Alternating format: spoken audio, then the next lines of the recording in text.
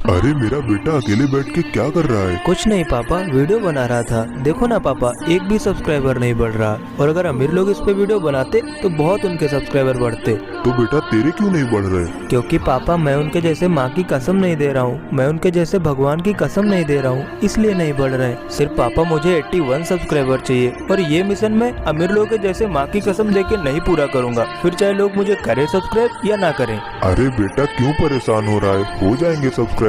ऐसे नहीं होंगे पापा। कोई बात नहीं भाई, मत करो सब्सक्राइब, मैं आप सबको